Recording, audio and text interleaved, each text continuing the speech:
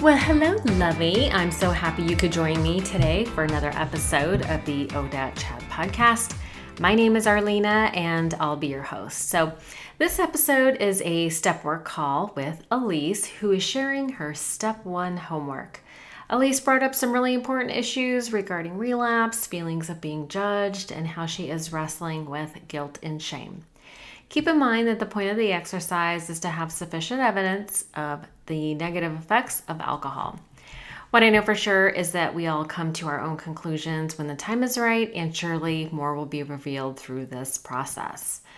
For more episodes like this and many other interviews of people in recovery who are sharing their experience, strength, and hope, please visit odatchat.com. So with that, please enjoy this episode with Alyse. Well, Alyse, thank you so much for joining me on the ODAT Chat podcast. Well, thank you for having me, Arlena. It's so exciting to meet you. Yeah, I'm so excited to meet you. And we are doing the live step work call. Yay! Anonymously, of course. So we're calling you Alyse. Yeah. Which may or may not be your real name. Exactly. So that'll be fun. Before we jump in, I thought I would take a minute to say a little prayer and invite God so that this time could be used for maximum healing for all involved. Okay.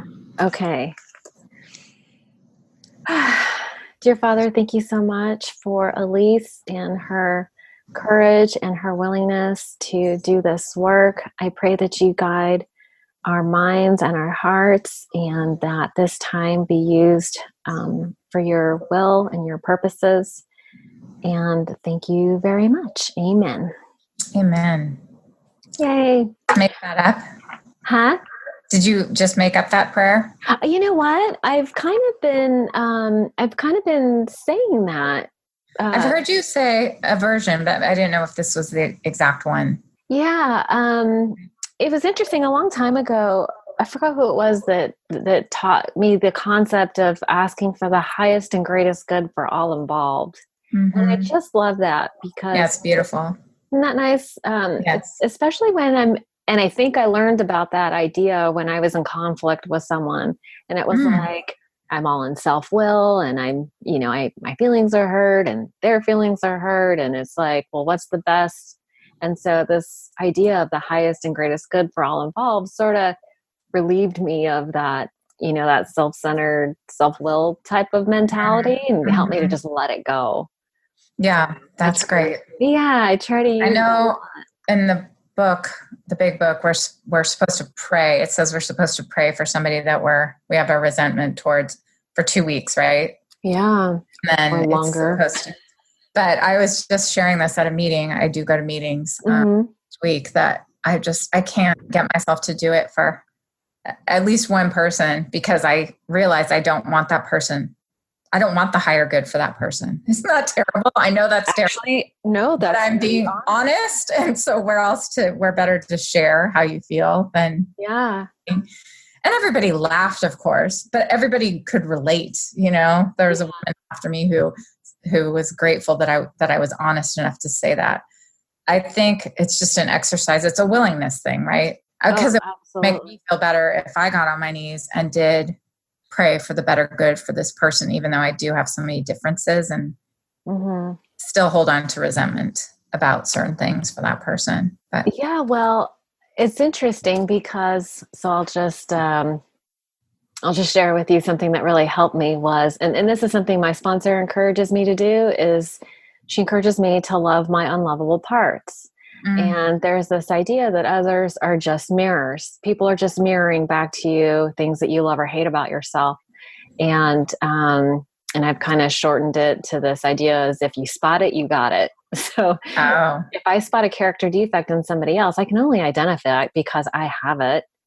And it took a lot of courage or willingness. It took I don't know what it takes, but it's sort of like putting my pride aside to be like, okay, where am I selfish? Where am I self-seeking or self-centered? Whatever it is I'm accusing this other person of, where am I where am I demonstrating that character defect? Why am I doing that? The book talks about the bondage of self, Yeah. And I'm typically wrapped up in bondage of self out of fear, mostly. And when I can just take it to like an abstract level, oh, that person is fearful. That person is, doing the best they can in their own, they're suffering from self-will and the bondage of self as well. And if I can have compassion for that person, it's easier for me to have compassion for myself when I'm being selfish and self-centered or self-seeking, whatever it is. And well, it's better for us. It heals us to let go of that pent-up anger. I mean, it is, if anybody, you can do it for yourself to release. It works both ways, right? Like if you can forgive somebody else for being that way, then when you do it, you can forgive yourself. We cannot escape the measuring stick that we judge others by.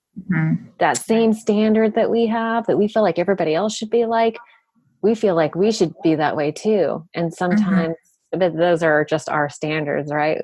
Yeah. It's like, I don't know what's really going on for that person, but it's whatever we put out comes back tenfold. So as you can be forgiving and loving and say, I hope that person gets everything that their heart desires. I hope that they get everything.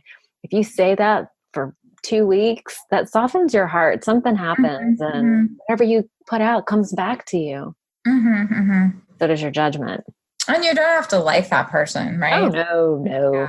And that person could even have done something very hurtful towards you. So absolutely. Yeah. This person in particular, we could not be more different. So the actual defects of character, I can't relate to, but for psychological analysis. Yeah, I'm just so curious. What is like, if you were to give them the labels, what would be like the top 5 things be?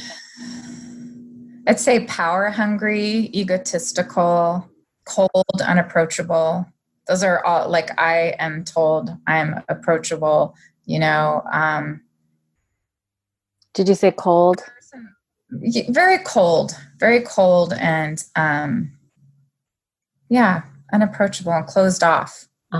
That's kind of sad, I mean, I think she puts on something externally to the world, but what's inside, I could never know.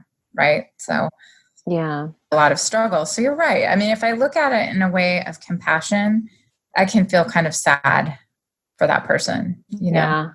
So, I mean, typically we don't, like, I know when I can get in touch with my character defects when I get in touch with how I've affected somebody else in a negative way, it's, first of all, it's very humbling, but it's like, I never meant to be an asshole. You know what I mean? It wasn't my intention. Okay. I'm just acting out of self-interest. Like everybody's acting out of protection. Or protection. Yeah. Right. Exactly. That would be a defense mechanism, I think. For sure. Because as we know now, vulnerability is strength and power. Yes. Did you see Brene Brown's Netflix? I haven't watched that. Oh, it's so good. And I've heard a lot of talk about her just from all the different podcasts I've listened to over the last 3 years. So I'm here and I'm familiar with that concept. And I tell my husband that too, because he comes from a marriage where that was so foreign. It was that to be a victim, like, I will not be a victim. I will not be a victim, and kind of stand like a pillar of strength to the outside world. But again, like, you're never going to really truly have love unless you become vulnerable. Yeah. And that's how we've built our marriage now, after knowing what, we experienced before. Yeah. So, and now, I've never seen anybody like him who actually listens and changes. Aww. He really does. I mean, he'll say, I never knew that somebody could be so loving and kind and nurturing to me. So, and he loves it now because he sees, you never know what might come to you in life, but it's like he holds on to it and cherishes it. So I think that's a beautiful thing, because a lot of people say, I don't know, characterize men as stubborn and, oh, that person will never change. Yeah. He really has changed for the better. Yeah. Love has changed him for the better. Both of us. Again, maybe it's our age too. I don't know that I don't know. I mean, I feel like I feel like we're all evolving in one direction or another. I don't really believe that people can really stay stagnant. Yeah. Yeah. Like you either get, like we're all evolving either for the better or for the worse. Well, and if something feels really good and really right and nurturing your, soul, I guess, try to stick with that, I would think. Yeah. We're all searching for, right? Is that Absolutely. feeling of comfort, and we want to be loved and valued. And yeah. So I think that is when you find that, you want to hold on to it and just develop it. Absolutely. Yeah. Well, it sounds like the last marriage was a good teacher. Yeah. What not to do, maybe. Well, yeah, except for, we had years and years of really nice love as well. But there was a lot of partying and drinking and drug use. Yeah. I met him when I was 15. Oh, wow. Really? And he was 20. Scandalous. Yes, but you know what? I was just talking to a friend about this who it was sort of common in our culture. A lot of the high school girls, I think it was that, we live in a beautiful place here, and there were a lot of surfers. And I think a lot of them, I've started to realize this over time. I think maybe a lot of them just stuck around. They wanted to stay near the surf. A lot of the girls their age probably went off to different places. And then a lot of the high school girls went out with older guys. They did. Oh, goodness. And it did make, alcohol a lot more available. Age they could buy it. Right. Yeah. Yeah. My new husband is confounded. He's just doesn't understand. He's from the East Coast, and he total different mentality, huh? He thinks it's disgusting that, he says a man in their 20s should not be interested in young men. No. That's a little horrifying. Yeah. Do you mind if I put you on pause for just one moment? Yeah. I just got to, out of the corner of my eye, see that the neighbor has the dogs. Okay, yeah. Oh, sorry, okay. Hang on 1 second. Sure, no problem. I'm going to pause it. Don't let me forget. Okay, well, I had to take a little pause because the dogs ran outside. So okay. Thank you for letting me pause. Okay, so I was going to ask you just a few questions so that the listeners could kind of get a little bit of idea of like context for where we're starting. So let's see. Where are you in terms of higher power? You have a relationship with the higher power? Or? I was raised Catholic, and I've always believed in a higher power. So that was actually an easy part for me in the 12-step program to accept. Oh, that's awesome. Yeah, I don't go to Catholic church anymore, and I tried to raise my kids Catholic, but it just didn't feel right. Interesting. I would say now that the home group that I go to feels more like my spiritual connection than anywhere else. Oh. Yeah, it's a beautiful group of people. How big is your meeting? Pardon me? How big is your home group meeting? There's probably, I would say, maybe 20 people go. A circle. It's in a church, like a church basement, actually. Yeah. That's the first place that I went when I really started feeling desperate enough to start surrendering and going to 12-step meetings. And it's just a nice group of men and women, really intelligent people, and really caring and loving. I really feel like they want the best for me. Aw, that's so sweet. That's such a gift of getting sober and finding this program, is that it's, not just the average person can say that and feel like they have a community that they can go to, and those people open their arms to you, Yeah. Yeah. So I actually go to 2 different meetings, but that's the one that I've stuck with over the past few years. That makes me so happy to hear that. I have a, home group here in San Jose. I actually named the podcast after my home group. It's called ODAT. It meets at 6 a.m. Yeah. Okay. it's such a loving group of people. There's about 100 people that show up like, Oh, wow. yeah, just about every day. Oh my gosh. It is just This such one a, only meets at noon, 3 days a week. oh, okay. Yeah, and it's right across from where I work. So it's easy for me to get there, to make time to get there. Awesome. But what I was going to say is, yeah, over time, I've realized that, that is where I feel a higher power is in that group. Oh, nice. It's a nice, quiet, serene little setting that has pretty arched windows, and you can see trees outside and the sunshine comes through during the meeting. So, it's a nice setting. Yeah. It is just that feeling of peace and comfort and acceptance and inclusiveness, Yeah. and yeah, I want to go. yeah. I mean, there's one person who goes to these meetings and he never thought that he would be a trainer like this. And he just said he's learned how to become a decent man, and he never hit. But I have such admiration for this man. I mean, he's the one who kind of runs the whole thing in a way. Yeah. So some of the time he's always there, always opens up the room for everybody, and you can always rely on him. So yeah, I think about these things like that. What a great loss it's going to be, when something happens to one of my group, Yeah. I find that people will pick up the mantle and carry on. Yeah. Right. Yeah. That's awesome. Yeah. Okay. And how long have you been in recovery? For about 3.5 years. 3.5 years. Okay. Have you been through the steps before? One time. Okay. When you first got in? Yeah. My first year of continuous sobriety, I worked with a sponsor and did all the steps. Excellent. Do you still have a sponsor? I do, but I see her at meetings all the time, but I really don't talk to her other than seeing her at meetings. Okay. Yeah.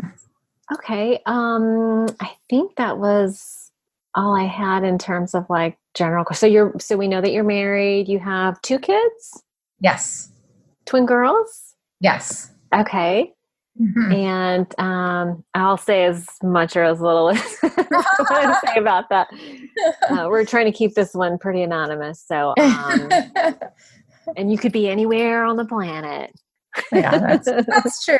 I guess I don't know too much about my whereabouts. So how did you feel overall about step 1, this exercise?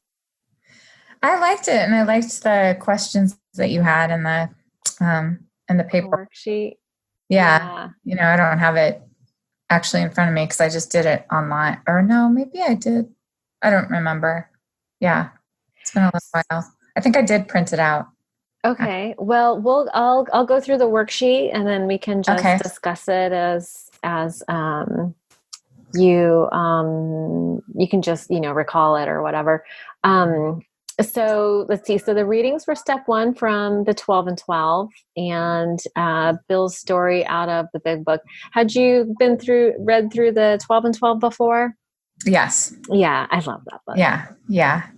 We actually, one of the meetings that I go to is a step study. So it's 12 and big book reading. I highly recommend that people go to at least one big book and one 12 and 12 meeting. So that's awesome. Okay. So let's see there's the step 1 promise in the big book on page 58. And let's see, crossing the river of denial. Okay. So I'll just read this first part. Step 1 is about awareness and unmanageability. We need to become conscious of our feelings, our behavior, and their effects on other people and ourselves. The opposite of awareness is denial. When we deny something exists, we can't change it. Only when we tell ourselves the truth, risk seeing ourselves as we are, can we begin to make changes. So step 1 helps us to come to the conclusion on a deeper level, all the ways our alcoholism makes us hate ourselves so that we can eventually drink to ease the comfort. So yes. So let's see. So the exercise 1 is about awareness. So it says to begin on your knees with a prayer to your higher power, asking for clarity and direction. Then sit and reflect back over the last few weeks or months and write down all that you feel powerless over, and all that is making your life unmanageable include thoughts, feelings, behavior patterns, and actions, or anything else that comes to mind. So, what came up for you when you did exercise 1? I tell you, I've been in recovery for 3.5 years, but during those 3.5 years, there were a few individual days where I did drink. Okay. So, it's broken sobriety goes to continuous 3.5 years. But because it was just one day, I know there was a lot of emotional, and in addition to physical consequences, leading up to and after the day that I drank. But I still feel like I've been in this recovery road for that length of time, if that makes sense. Yeah, that's a fair statement. Yeah. When was the last time you drank? That was in September. So it's been 8 months. Okay. Let's see. So months, yeah. In terms of powerlessness, and then did I have you write down the definitions? The definition of powerlessness? Yeah, powerlessness and unmanageability. I don't think so. I don't think I did either. Yeah. Sorry. Yeah, that's okay. But I think what I was going to go back to is just a reminder that I know that I'm powerless over alcohol.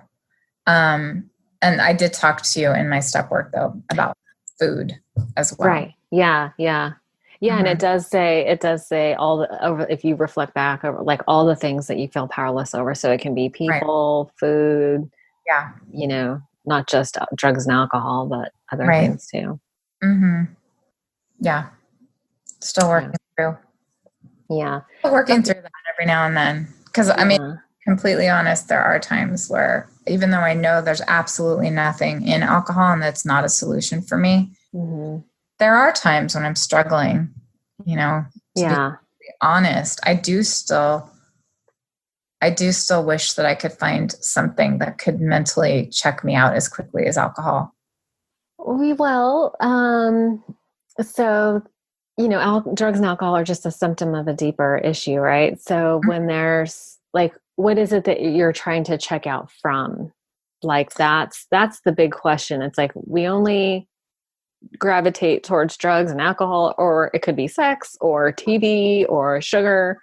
It's like we have this need, this compulsion to distract, but it's what are we distracting from? It's like the purpose of mental obsession is to take your mind away from something that you don't want to face, and it's typically some sort of negative emotion. So when we do the exercise about where do you feel powerless over, those are the clues. That's where the clue is going to be like, what are you distracting from? So do you have examples of things that you feel powerless over?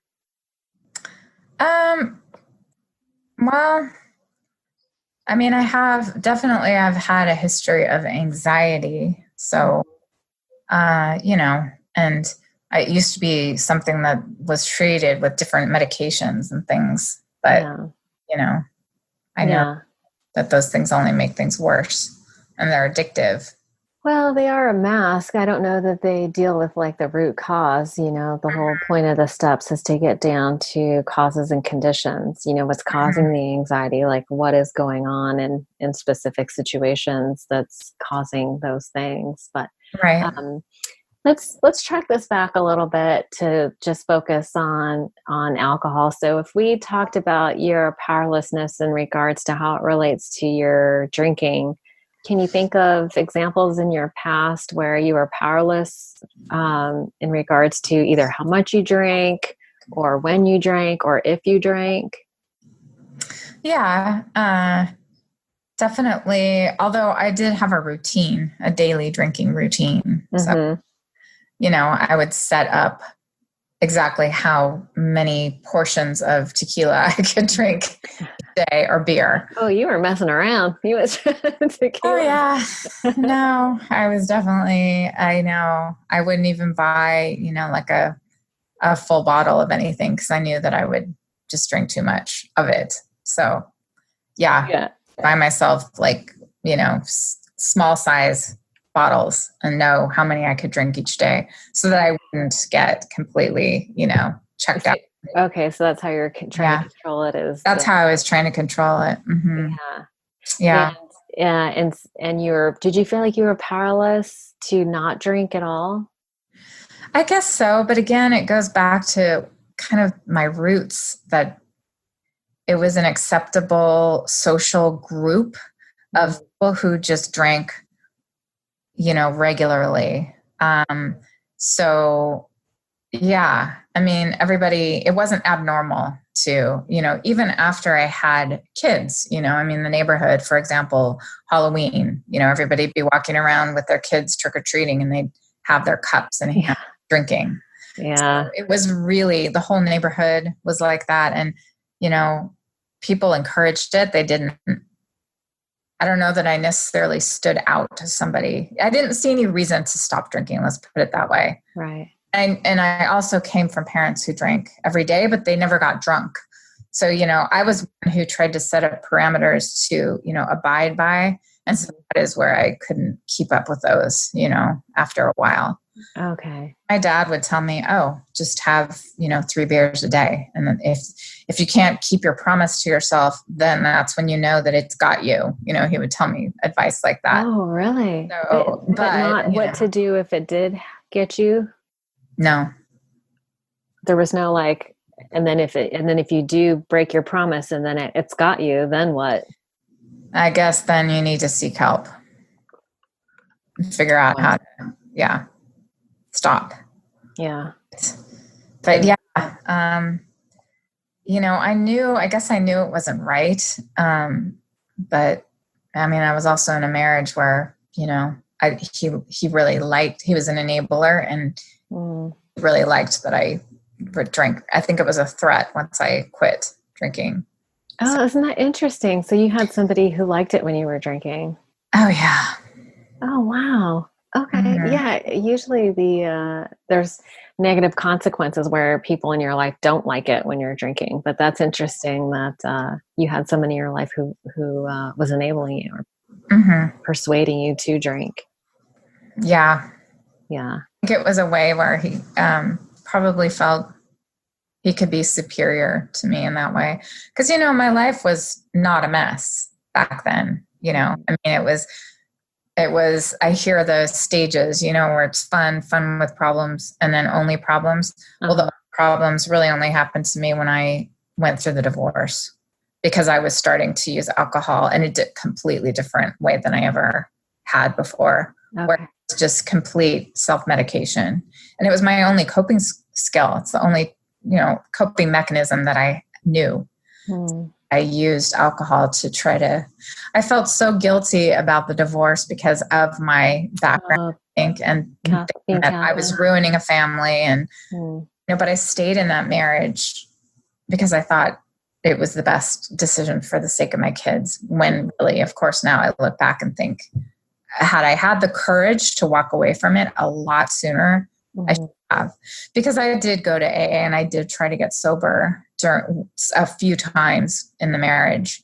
And I also went to therapy all by myself. He would not go with me. Okay. It was always my problem, according to him. But and then I just started learning that I could only fix myself or change myself. Right. And I really did focus on self-improvement, Did you learn that in therapy? I guess so, yeah. I did, yeah.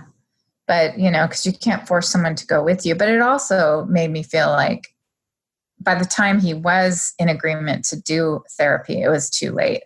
I was definitely wanting something better. Yeah. Really, I'm pretty confident that I would not have stopped my daily drinking if I stayed in that marriage. Right. Yeah. So. Yeah, sometimes that's the purpose of therapy is to help you get clear on, and then when we're not medicated and we're sometimes less willing to tolerate like toxic behavior. Right. It's like you have to be loaded sometimes to tolerate that kind of a scenario. Yeah. Yeah. It's So, true. It is a threat. It's a threat for both parties because mhm. there's a risk that when you get sober that you're not going to be interested in that person that you're married to anymore. Right. Yeah. If that's what you shared, a big part of it was the party Just, scene, you know? yeah. It's Yeah. just gone. And you have this whole new awareness of life and how amazing life can actually be. That's the thing. I never knew that. I think because I started drinking so early that's how I equated fun Sure. and checking out of problems and, you know, celebrating everything. Right.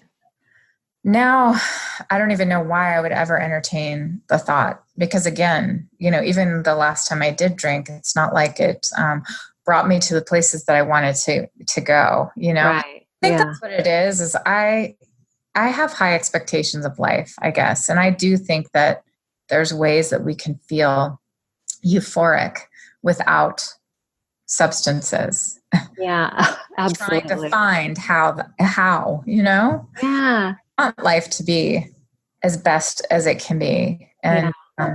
And I think I've learned that through the past few years is that so many alcoholics are seekers and they Yes. are looking for just spiritual bliss, right? And they're trying to find it in a bottle or a chemical. And Absolutely. it can work for a while. And then they keep wanting to go back to that. And when it creates so many problems in your life, then you can't feel bliss anymore. That is the truth. Can't possibly with all the consequences that happen. And I did Yeah. a DUI and that really, Oh, you did? You got a really, DUI? really, yeah. It Oh, very much plunged me into a pretty deep depression actually. how So long ago was that? I guess it was 6 years ago. Oh, yeah. Okay. So that was okay. So from the time you got your DUI to when you got sober, so over that 3 year period, that's kind of is that when you started going to meetings, or it took you from the DUI to 3 years ago to start going I did start going to meetings, but after the DUI? mhm, Yeah. and you have to actually. That's something they Oh, make yeah. in Yeah. the So you've program. been kind of exposed for about 6 years then? I guess I have. Yeah. Even longer. I always liked AA. I really did like it. Yeah. Never had a problem with it. I never felt like how when people express, you Yeah. got here because of your own best thinking or, all the expressions that they say, like, well, I wouldn't be here if, I do feel like the program is an amazing, special place and a gift. Hmm. Like I said, I do think I think most people who start the program and start really enjoying all the benefits of it start thinking that everybody could use a 12-step program. Yeah, it's kind of funny. Once you start solving Yeah. some problems with stuff, it's like, oh, you want everybody else to experience it as well. Yeah. Well, the world would be a better place if we Oh, all absolutely. Well, have the that's, respect that we have for each other in the meetings because you do yes. respect differences and people don't discuss politics and Yeah, no, and it's interesting because the program is all about self-examination and self-responsibility and recognizing Mhm. character defects, and if everybody was doing that, then there would be a whole lot less finger pointing and Well, yeah. And even blaming. in a relationship, there's two people in that relationship. And even if somebody cheats on somebody, there's two parts in that. Both people played a role in that. Absolutely.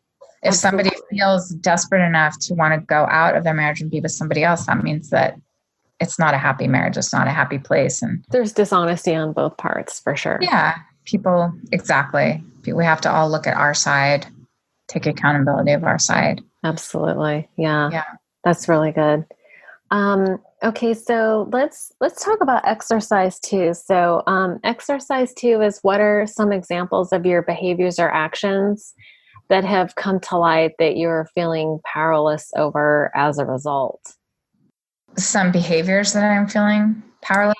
So, what are examples of behaviors or actions that have come to light that you're feeling? So, you had mentioned to me earlier, well, actually, when you did the writing for this part, what did you have for that? Do you want to pull it up, the writing that you did? Sure. What did I say? I'm feeling like I would be powerless over alcohol if I tried to drink again. I know that the failure I would feel inside would interfere with my ability to carry on successfully and be the strong manager that I strive to be every day. So I have to remember that trying it again could have terrible results. Oh, yeah. Yeah. I'm saying maybe this time I would not be able to stop after one day. That's the thing. I can't take it for granted that I was able to drink for a day and come right back. But I do like to convey the message that you can come back. Oh, absolutely. Yeah. I think I have I know I have resentments toward people, and I've learned that it's just because it's about their own recovery that they feel this way. It's out of fear, because a lot of people will say, you don't need to try it because enough people have told you that it doesn't work. I feel that judgment sometimes. And I think it's because people are afraid for you to say that you actually did go out and drink for a day and come back. You didn't go out and stay out for months and months. You didn't go out and almost die. Mm-hmm. I feel like people are almost disappointed to hear that can go out and come back after a day. I'm not taking it for granted. I'm not being flippant about it. I'm not thinking, I can do it at any time. Mm-hmm. The consequences were pretty huge, especially after one of the times that I did that. Because, I just felt I was beside myself in guilt and shame. It took a very long time to get over that. Yeah. The damage is not always external. We each have to do our own, I don't know. We each have to do, I guess a lot of people will say things like, for me to drink is to die. And I feel like, how do you know that? You don't know that. Are you God? And I feel like that's egotistical to say something like that. Because, if we're supposed to believe what the big book says, that nothing in God's world is a mistake, then the fact that I drank is not a mistake, right? Yeah. It's definitely, I feel like God can turn any situation and turn it into a positive. Now, and I do feel like, and this is just my opinion, but I do feel like we co-create with God. Mm-hmm. And, but what we're talking about are, some people need to make the consequences so severe because, they use that as leverage for themselves, so to get themselves not to drink. And that's fine. You may or may not need to do that. But I've been around long enough where I've seen people that do die. They say that if you stay sober long enough, you go to a lot of funerals. And I've been over the last 25 years, I've been to a lot of funerals. Mm-hmm. And I have a story from my community where a girl drank one time and got into a car accident and killed somebody and has spent 7 years in prison. Yeah. In prison one time.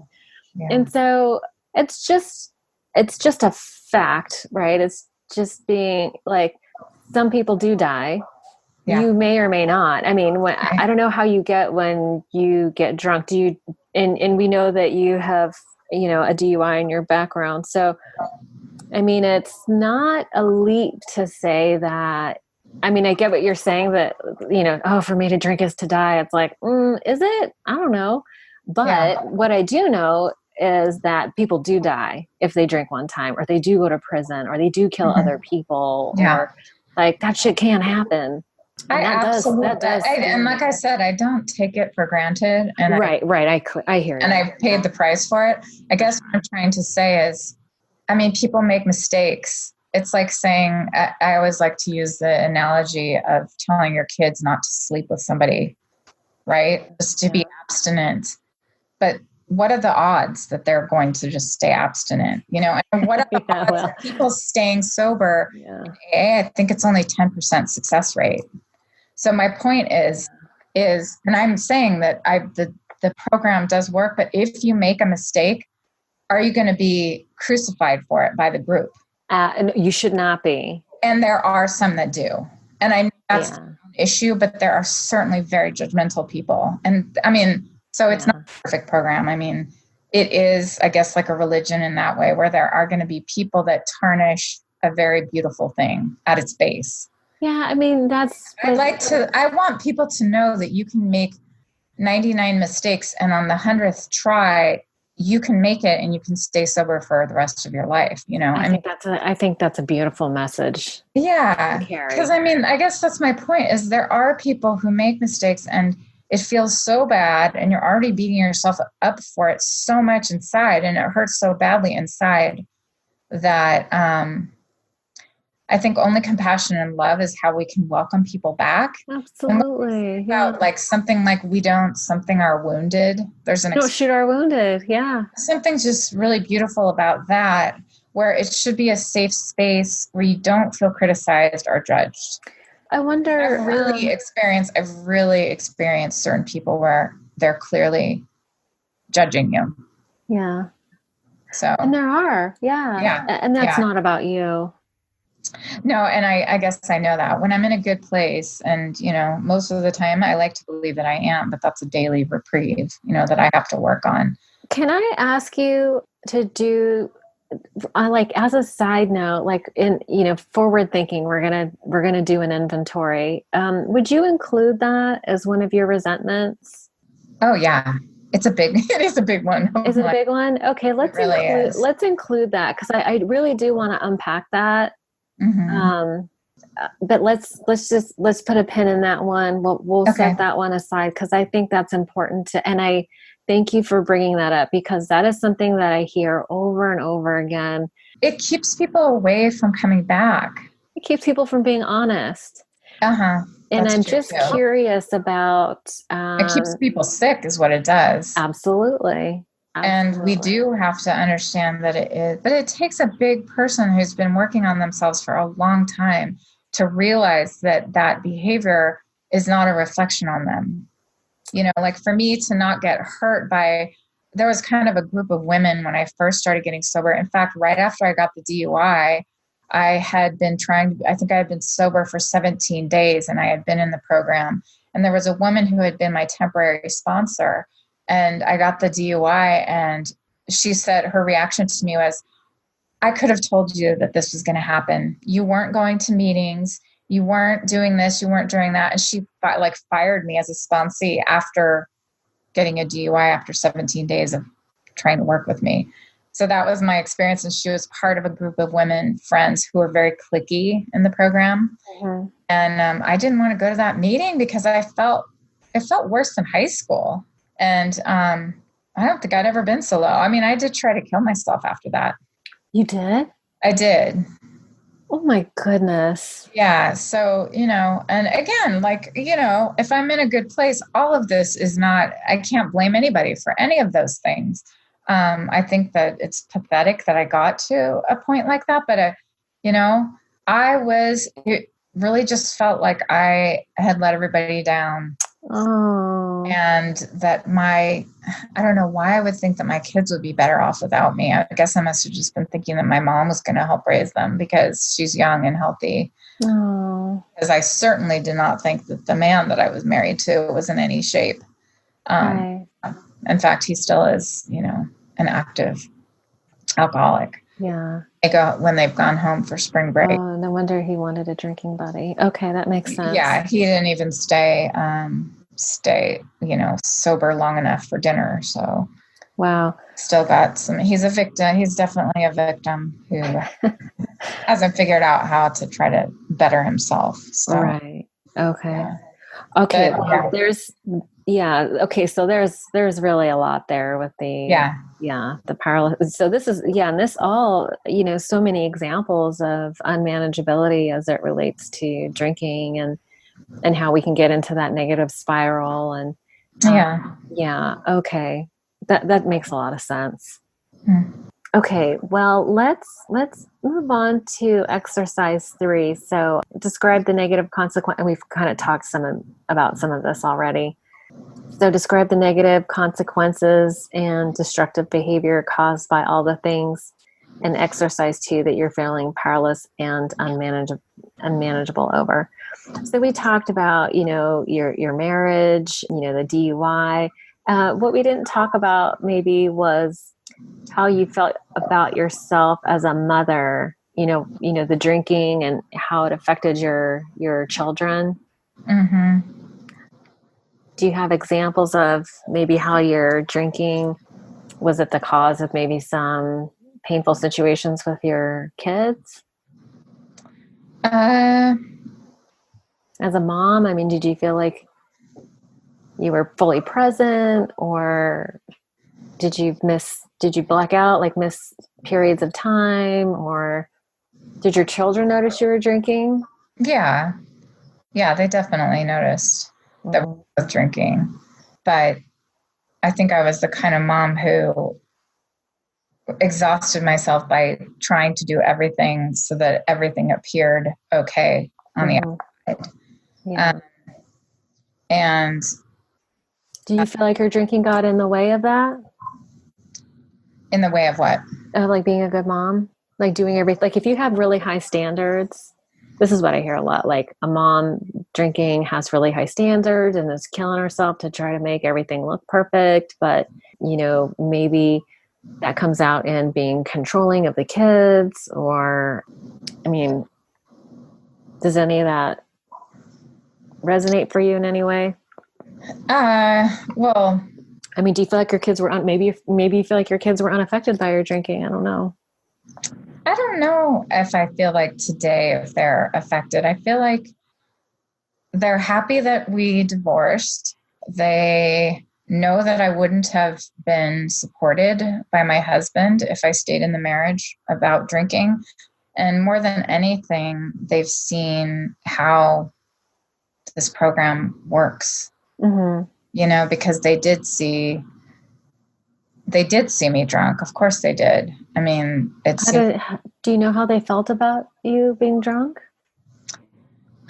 again, because we're in that whole group of, partying parents, the kids would just play together. And I think they were all just used to seeing people drink too much. Mm-hmm. Have you and your girls have any conversations since you've gotten sober about how they felt about it? Well, they do make comments about the group of friends now that it was easy for me to walk away from the divorce. Mm-hmm. And they still make comments about those people still.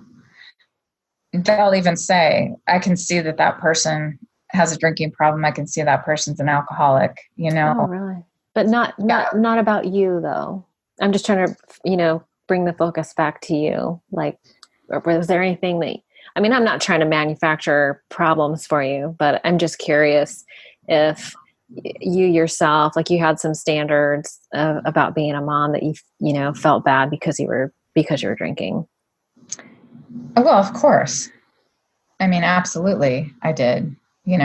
And that was the spiral, is the guilt made me drink more to cover it up. Oh, what were you feeling guilty about? I would feel guilty about drinking too much and not knowing how to, make it better. So. Make what better? My drinking. Oh, okay. Oh, got it. Okay. So you felt guilty about drinking too much and not having the power to control it or stop it. Right. Yeah. Yeah, because I did feel disciplined and successful in all other ways of my life except for that part. Yeah. In terms of how my girls thought about it at the time, I mean, honestly, that's what I'm trying to go back to when you're asking these questions. Yeah. Again, I mean, I feel like now they've had a strong, very, well-balanced, loving, they come to me with all of their problems. They call me and text me every single day, and they come to me for advice, and they tell me that they admire me more than anybody that they know.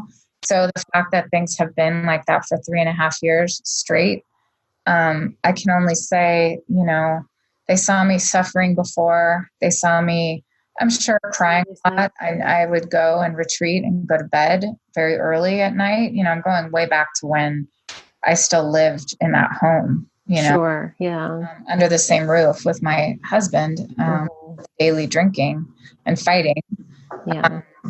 Yeah. I mean, I was always a loving mom. I wasn't a screaming, angry, alcoholic type of mom. Mm-hmm. I was, I knew when I had too much, and I would shut down and be quiet. I mean, that goes for social situations and family situations. Right. Because I knew that I had too much and that, it was time for me to go to bed. Right. Yeah. Yeah. I think if anything, they did see me go to bed very early and probably a lot, in the days. But yeah. Yeah. No, fine. I mean, I'm not trying to, I'm not trying to make bring up all the horror of my history.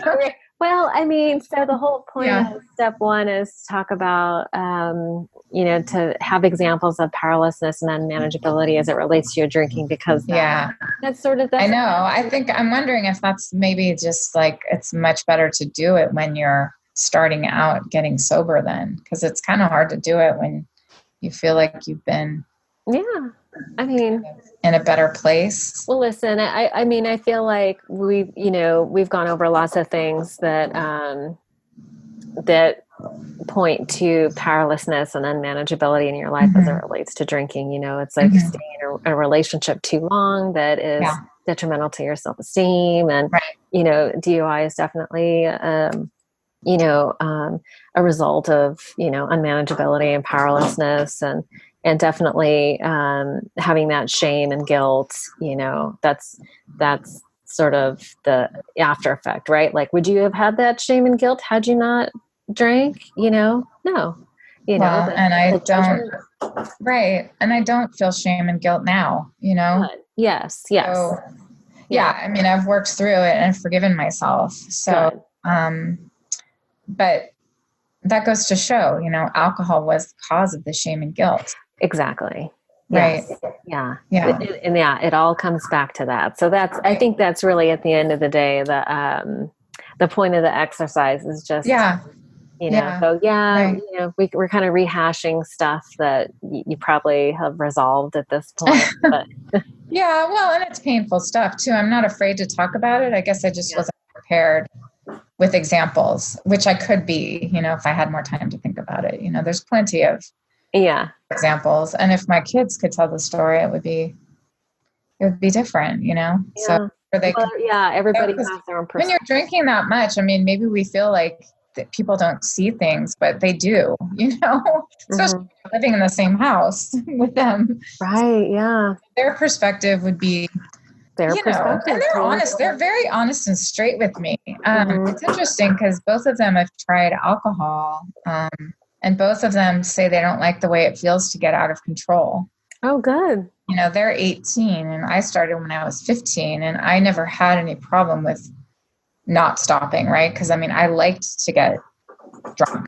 Right. Yeah. So I guess I didn't mind the feeling of getting out of control. So me either. That's what's interesting to me. That's what's interesting to see, that they're responding so differently to their experience with alcohol. And then their dad did. Because when you think about it, they're supposed to be genetically predisposed to alcoholism because they have two alcoholic parents. But, they are, and it is progressive. So just, like your dad, well, here's the difference between you and your dad. Like, you can counsel your kids. Like, if it becomes a problem, you have solutions. So many resources. Yeah, exactly. Yeah. So, whereas your dad was just like, hey, watch out. Otherwise, if things got you with no solution, now you have a solution. Yeah. So that's, and I meant to mention, we were discussing mistakes, and I read, a long time ago, it was like Rules for Being Human. And one of my favorite ones was, there are no mistakes, there are only lessons. And lessons are repeated. That's a good one. Learned. Yeah. Yeah.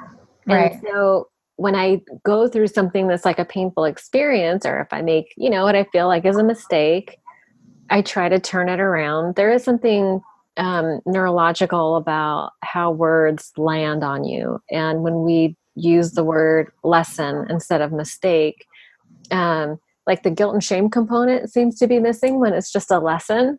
Right. It feels like a kinder, gentler, assessment of the situation. And but the key is that a lesson is repeated until it's learned. So for me, I've learned to allow the guilt and shame to burn me a little bit to some extent, and whatever. If I make a choice and I'm tempted to do it again, I remember that pain that I felt. Yeah. Like I was like, you know what, that really burned last time. I do not want to do that again. Right. And then the question becomes, what am I going to do instead? Right. And that's when I seek outside thinking, like through a sponsor, through a friend, at meetings. Right. I air out my thinking to see where is the error in my thinking and what could I have done differently. And people give me all kinds of things I never would have thought of before. Yeah. Right. I think that, real self-care is a solution to thinking about ever drinking again. And that's the nail on the head, because it's all self-care. Because if all my needs are met, if my self-esteem is solid, I don't feel the compulsion. Like I don't feel the guilt and shame. My self-esteem is better. And I don't feel the need to change the way I feel. Right. So you were absolutely right. Right.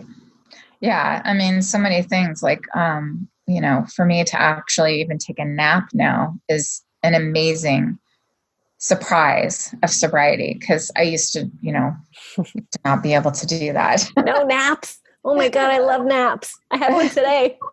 Yeah.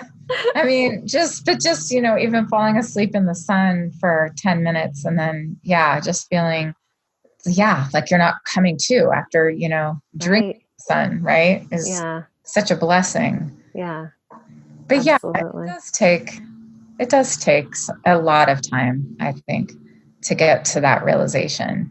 It does. You're so used to drinking every day of your life for years and years. So it takes a minute. It does take a minute. It's like every time I heard this analogy once. It's like two amethysts in a tumbler together. They have to keep rubbing up against each other to eventually smooth away the rough spots, right? And so we keep bumping. We have to bump up against these situations over and over and over again until we can, it just, I don't know. There's just something about having that repeated exposure that we get better and better. We get an opportunity to practice, alternate decisions or alternate choices. Right. So that it becomes second nature, because we've had all these years of doing it this other way. Now we get to practice doing it a new way, and it does take practice. And I'm bad at things I've never done before. You know what I mean? Like as I practice, I get better. Yeah. So that's not a character flaw. It's just a human part of the human condition, right? Yeah. So I've kept, I've written a lot about, each time that I did drink, about how it felt in detail, so that if I ever were to have that crazy idea again, that I could look back to that and read through it. Because I have the gift of pausing now and thinking of not reacting to things impulsively. Yeah. That's really smart. Yeah. Yeah. So brilliant. I do have, at least give it some time, before you do a whole lot of damage. Yeah. Really. Seriously. Yeah. That's awesome. Yeah. Well, listen, great work. Thank you for being willing to let me pull all this stuff out. I think that it's just so helpful to allow others to hear the process and just to go over it. I think that's going to be really helpful for others. So so you also have the step 2 writing exercise. Is that right? Yes, I do. Okay. So when you're done with step 2 writing exercise, then we'll do this whole thing again. Okay. And thank you so much for playing along. Did you have any questions about step 2?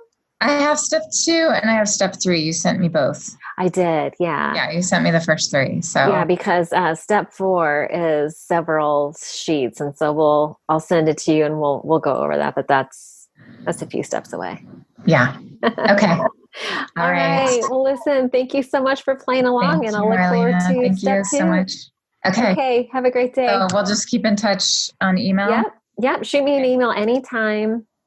Any questions come up, just let me know. Okay. Great. Sorry, when it comes to my daughters, I can't help but feel, I guess, very sensitive. Of course. Yeah. Yeah. And touchy. Because, I mean, even despite my sickness with, alcoholism, we always kept open communication. Yeah. So I feel like, they've learned through me. I talk about the lessons that I've learned through the past 4 years, 5 years. And they appreciate it, I guess. I'm sure they do. Yeah. So it's so hard. It really is so hard when you think about, when people ask you questions about how you felt about a bad mother. I mean, of course I did, And, oh, yeah. Yeah. And that's not something that's easy to gloss over in any way. It makes me feel sad, like terrific. And I think people have to remember, like, we didn't ask for this sickness. We didn't ask to, react chemically differently than other people when they drink. But it is my responsibility to stay recovered. And I know that.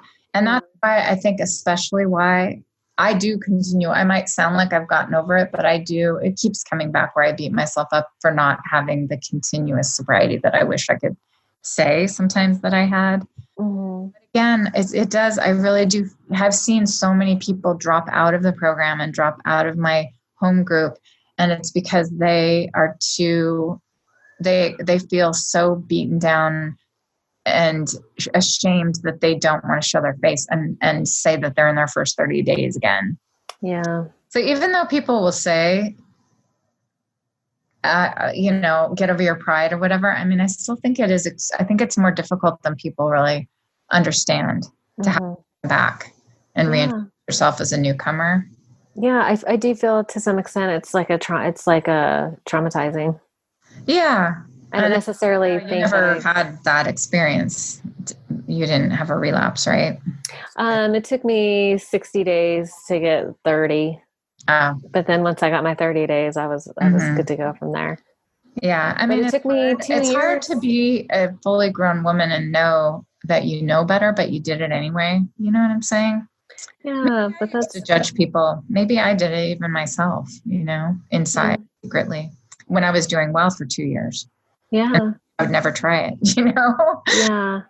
And I know it does. It's true. I mean, everything we do is about ourselves, right? Yeah. So, yeah. It's none of this is easy. But I think as we're able to submit to the process, we do blossom. We really do. Yeah. Yeah, I think so too. Yeah. All right. Well, I'm so glad you were able to go through this process with me. I'm really excited. I think this is going to help a lot of people. So thank you so much. Okay. Thanks, Arlena. Okay. Have a great day. I'll talk to you online soon. Okay. Sounds good. Thanks. Okay. All right. Bye. Bye. One last thing before you go, if you enjoyed the podcast today, please don't forget to subscribe on iTunes or Stitcher and leave a review. And if you'd like to make a donation to the podcast and help me keep the lights on, you can do so by visiting odatchat.com. There's a donation button or membership button on the right-hand side. Have a great day. Thank you so much for joining us.